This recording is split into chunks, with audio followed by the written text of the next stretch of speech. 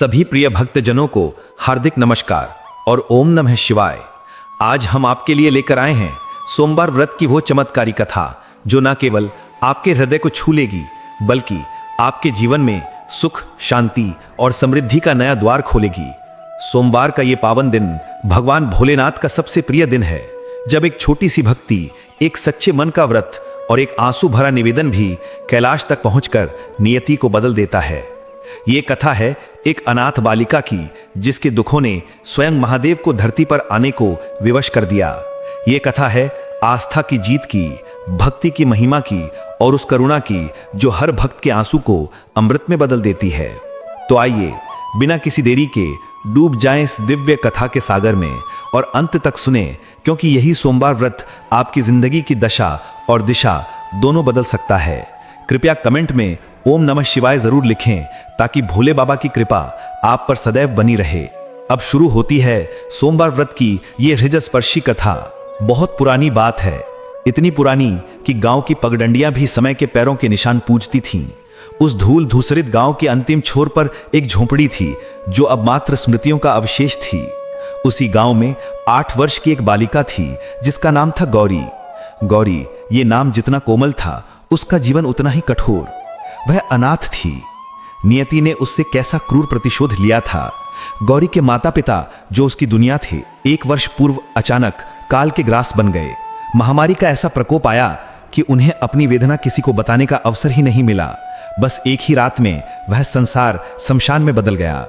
गौरी ने अपनी आंखों के सामने अपने पिता को अंतिम सांस लेते हुए देखा था, अपनी मां को अपनी गोद में ठंडे होते हुए महसूस किया था। उस 8 बरस की बच्ची के हृदय में जो अपार कष्ट का ज्वार उठा था, उसे शब्दों में बयां करना असंभव था। वह कष्ट ऐसा था जिसे कोई सह नहीं सकता, कोई बांट नहीं सकता, बस अकेले ही घोटना पड़ता है। ओ मेरी माँ, मुझे छोड़कर क्यों चले गए? वो रात रात भर से सकती, पर उसकी पुकार सुनने वाला कोई ना था। गांव वालों ने दया तो दिखाई, पर वो दया मात्र 2 दिन की थी।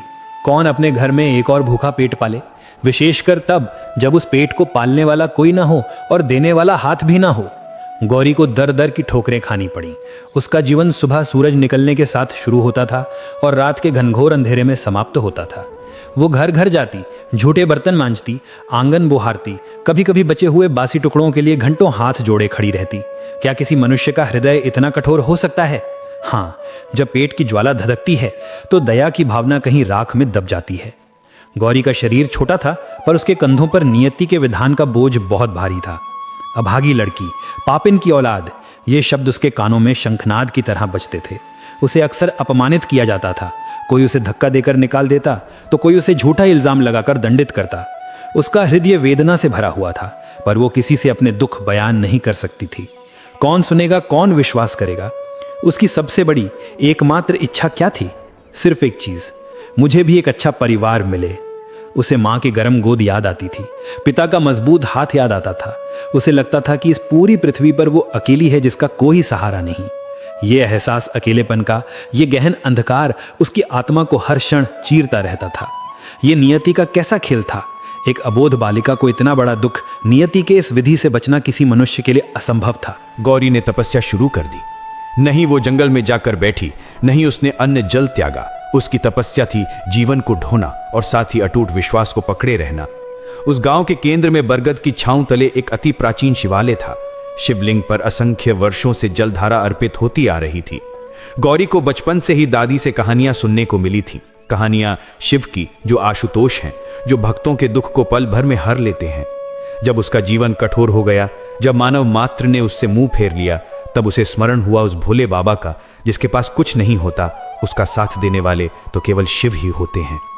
सोमवार का दिन, ये दिन गौरी के लिए सप्ताह का सबसे पवित्र दिन होता था। पूरे सप्ताह वो जो भी थोड़ा बहुत अनाज या पैसा बचा पाती थी, वो उसे संभाल कर रखती। अक्सर उसके पास कुछ नहीं होता था, लेकिन भक्ति तो भाव की भूखी होती है, सामग्री की नहीं। गौरी सुबह तड़के उठती, अपने टूटे फूटे हाथ पांव धोती। उसके पास दूध नहीं था, फल नहीं थे, पुष्प नहीं थे। क्या था? चावल के कुछ दाने और शुद्ध जल। वो जिस घर में काम करती, वहां से बचे हुए चावल के कुछ दाने वो अपनी टूटी हुई ओढ़नी के कोने में बांध लेती। फिर पास के कुएं से एक छोटा लोटा भर जल लाती। वो मंदिर में प्रवेश करती। वहां बड़े बड़े पंडित, धनी मानी लोग आते थे, उत्तम वस्त्र पहनकर, सोने चांदी के पात्रों में दूध, गंगा जल लेकर। गौरी कोने में खड़ी रहती। उसका मन डरता था कि कहीं कोई उसे झिड़क ना दे। जब भीड़ छट जाती तब गौरी का नंबर आता। उसके छोटे से हाथों में वो जल और चावल के दाने ऐसे लगते मानो उसने हिमालय पर्वत और अमृत का कलश उठाया हो।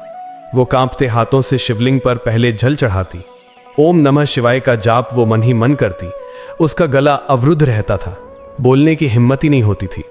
फिर वो धीरे से चावल के दाने उस लिंग पर समर्पित कर देती और हर सोमवार वो जल चढ़ाते हुए अपनी आंखें बंद कर लेती और अपने हृदय के भीतर का अपार कष्ट शिव को दिखाती थी। उसकी तपस्या का नियम अटूट था। चाहे बारिश हो, चाहे ठंड भीषण हो, चाहे उसे उस दिन भरपेट भोजन भी ना मिला हो, सोमवार को वो मंदिर अवश्य पहुंचती थी।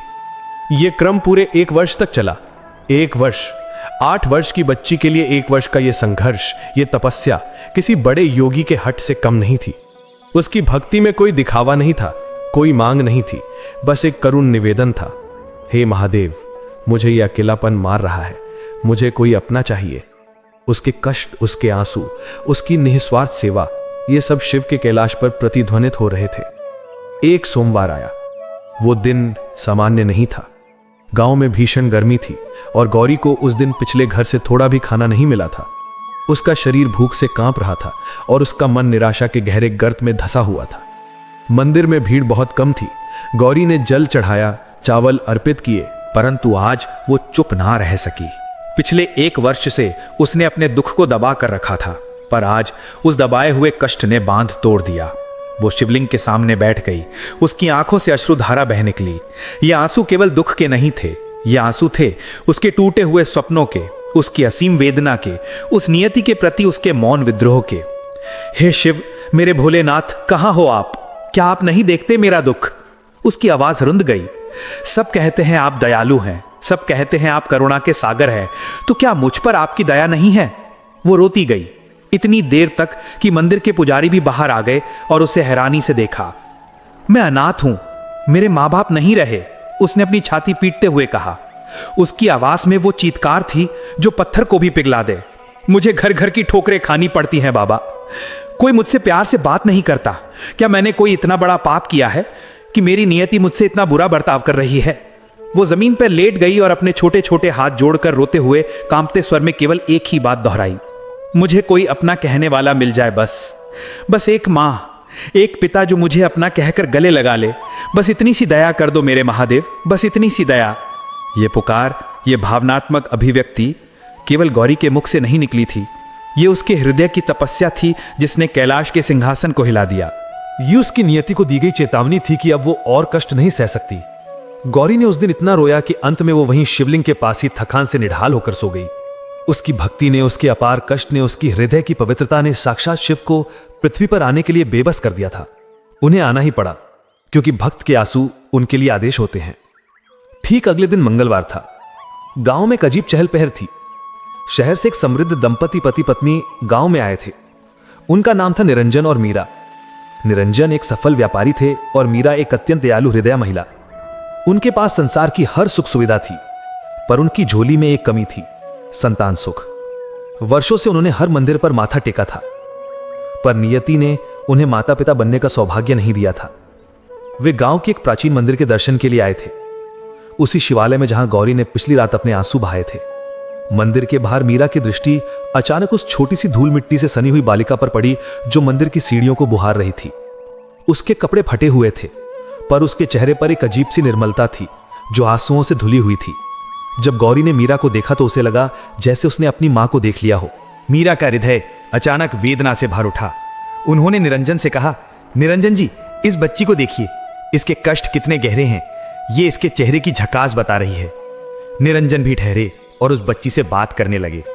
बेटी, तुम कहाँ रहती हो? तुम्हारे माता पिता कौन हैं? गौरी की आंखों में फिर से आंसुओं का सैलाब उमड़ आया। मेरे कोई नहीं है बाबूजी, मैं अनाथ हूं।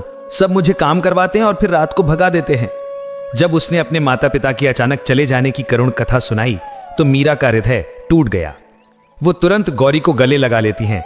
यह पहला मानवीय स्पर्श था जो गौरी को इतने महीनों बाद मिला था, एक मां का स्पर्श। मीरा के हृदय में अपार दया का भाव मराया। उन्हें लगा जैसे कोई अदृश्य शक्ति उन्हें कह रही है, यही तेरी शिव की भेंट है मीरा। उन्होंने निरंजन की ओर देखा। निरंजन उनकी आंखों में वो निर्मल सच्चा प्यार देख रहे थे जो सिर्फ एक मां अपनी संतान के लिए महसूस कर सकती है। हम इसे अपने साथ ले जाएंगे निरंजन जी, मीरा ने दृढ़ता से कहा। यह हमारी बेटी बनेगी। इसे देखकर मुझे लग रहा है जैसे नियति आज हमारी परीक्षा ले रही थी और अब शिव ने हमें यह वरदान दिया है। गौरी हैरान थी। क्या यह सपना है? क्या कल रात की उसकी पुकार इतनी जल्दी सुन ली गई? निरंजन और मीरा ने गांव वालों से बात की।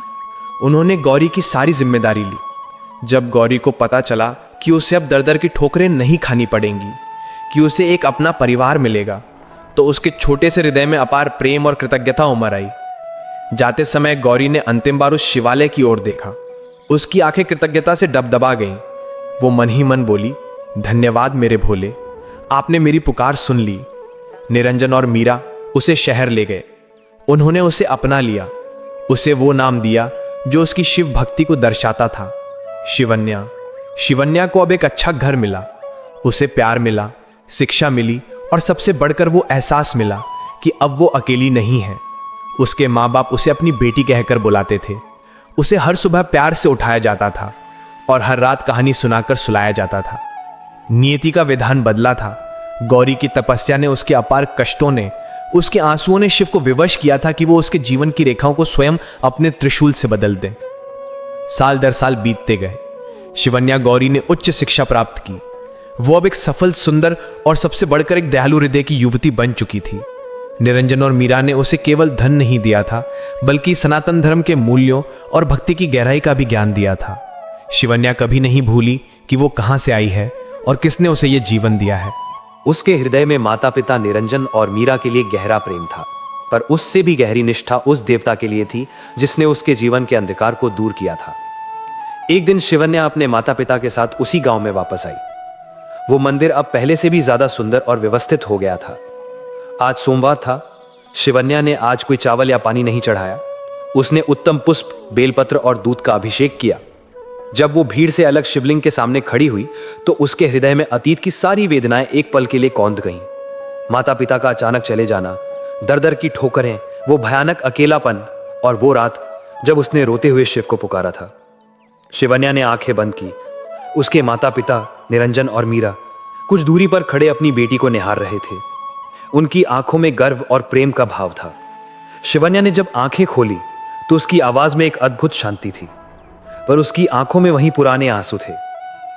पर इस बार ये आंसू खुशी के थे, कृतज्ञता के थे। आज उसे कोई शिकायत नहीं थी।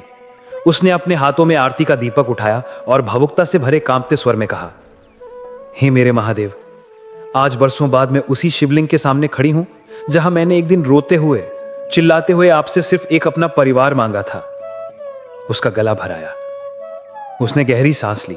जब मैं 8 साल की थी तब मुझे लगता था कि नियति ने मुझसे सब कुछ छीन लिया। मेरे माँ बाप चले गए, मुझे दर दर की ठोकरें खानी पड़ी। मेरा हृदय अपार कष्ट में डूबा हुआ था, इतना कि मैं किसी को बयान नहीं कर सकती थी। उसकी आवाज थोड़ी ऊंची हुई जो प्रेम और समर्पण से भरी थी। पर आज मैं जानती हूँ मेरे महादेव, वो कष्ट, वो तपस्या थी, वो चावल और पानी की भेंट मेरी परीक्षा थी। आपने मेरा विश्वास देखा, मेरी निष्ठा देखी। उसने अपने माता पिता की ओर देखा जब उसकी ओर चलकर आ रहे थे। आपने मेरी झोली भर दी मेरे भोलेनाथ। आपने मुझे केवल माता पिता नहीं दिए, आपने मुझे वो जीवन दिया जो शायद मेरे भाग्य में नहीं था। आपने नियति को भी बदल डाला। शिवन्या ने अपने सिर को शिवलिंग पर झुकाया। उसके होंठ कांप रहे थे। आज मेरे पास वो सब कुछ है जो एक बच्ची को चाहिए। प्यार है, सम्मान है और सबसे बढ़कर अपना कहने वाला परिवार है मेरे पास। मेरी माँ मीरा है और मेरे पिता निरंजन है। उसके माता पिता ने उसे स्नेह से गले लगा लिया। तीनों की आंखें नम थीं। ये प्रेम का, करुणा का और भक्ति के पराकाष्ठा का क्षण था। अंत में शिवन्या ने आकाश की ओर देखा। उसके चेहरे पर एक दिव्य मुस्कान थी। शिव ने मेरी झोली भर दी। मेरे कष्टों को आपने सुख में बदल दिया। संसार में जो भी अनाथ हैं, जो भी कष्ट में हैं,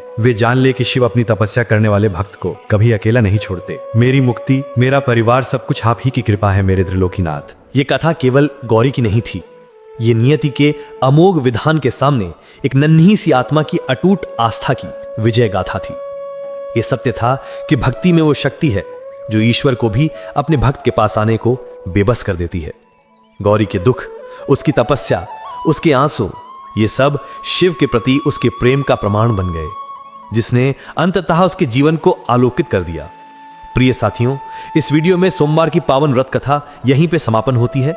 हम कामना करते हैं कि भगवान शिव की कृपा आप सभी पर बनी रहे। आपके जीवन में सदैव सुख, शांति, समृद्धि और सकारात्मक ऊर्जा का संचार होती रहे। यह विशेष दिन न केवल भक्ति भाव से भर देता है, बल्कि हमारे जीवन में एकता, प्रेम और आस्था का संदेश भी लेकर आता है। सोमवार की व्रत कथा को सुनने के लिए हृदय से धन्यवाद। कृपया अपने विचार और अनुभव कमेंट्स में अवश्य साझा करें और ओम नमः शिवाय लिखना ना भूलें।